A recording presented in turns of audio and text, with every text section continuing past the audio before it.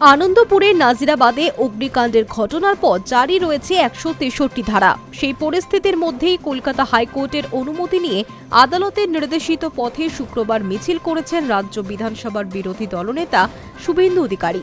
তার সঙ্গে ছিলেন বিজেপির বিধায়ক ও নেতারা।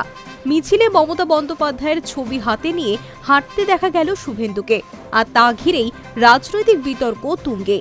শুভেন্দুর হাতে থাকা প্ল্যাকার্ডে ৫৭ ছবিতে মুখ্যমন্ত্রীকে বিদেশের এক রাস্তায় হাঁটতে দেখা যায়।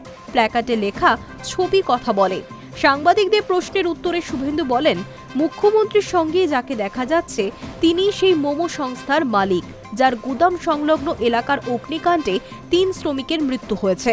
বিরোধী দলনেতার অভিযোগ, ডেকোরেটার্সের গুদামের মালিক গঙ্গাধর দাস গ্রেফতার হলেও মোমো কারখানার মালিকের বিরুদ্ধে কোনো ব্যবস্থা নেওয়া হয়নি। তার প্রশ্ন, কর্মচারী ও গুদাম মালিককে ধরা হলে মোমো সংস্থার মালিককে কেন গ্রেফতার করা হচ্ছে না? শুক্রবার পুলিশ মোমো কারখানার ম্যানেজার মনোরঞ্জন শীট ও ডেপুটি ম্যানেজার রাজা চক্রবর্তীকে গ্রেফতার করেছে। ২৫শে জানুয়ারি মধ্যরাতে আগুন লাগার সময় তাদের ভূমিকা কী ছিল তা খতিয়ে দেখছে তদন্তকারীরা। পুলিশ সূত্রে জানা গিয়েছে, মনোরঞ্জন শীট ওই গুদামের দায়িত্বে ছিলেন। শুক্রবার নাজিরাবাদের ঘটনায় ৫ দফা দাবি তুলে মিছিল করেন শুভেন্দু।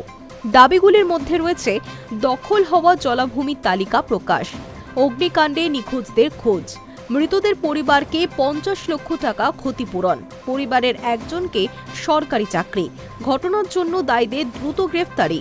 বিরোধী দলনেতা মুখ্যমন্ত্রীর ঘটনাস্থলে না যাওয়া নিয়েও কটাক্ষ করেছেন। তার দাবি, ঘটনাস্থল থেকে মুখ্যমন্ত্রীর বাড়ি ১০ কিলোমিটারের মধ্যেই, তবুও তিনি সেখানে যাননি। শুভেন্দুর অভিযোগ, ক্ষতিগ্রস্তরা তার ভোট ব্যাংক নয় বলেই তিনি রাজধর্ম পালন করেননি। পুলিশের ভূমিকা নিয়েও প্রশ্ন তুলেছেন শুভেন্দু। তার বক্তব্য, পর্যাপ্ত অগ্নি নির্বাপন ব্যবস্থা না থাকা এবং নজরদারির ঘাটতির দায় প্রশাসনকেই নিতে হবে। পাশাপাশি তার অভিযোগ, তাকে আটকানোর উদ্দেশ্যেই এলাকায় ১৬৩ ধারা জারি করা হয়েছে। এদিকে ফরেনসিক ও দমকলের প্রাথমিক তদন্তে অগ্নিকাণ্ডের উৎস নিয়েও স্পষ্ট ইঙ্গিত মিলেছে। প্রথমে আলোচনায় থাকলেও তদন্তে জানা গিয়েছে আগুনের সূত্রপাত হয়েছিল ডেকোরেটার্সের গুদাম থেকে। সেখান থেকেই আগুন ছড়িয়ে পড়ে সংলগ্ন মোমোর গুদামেও।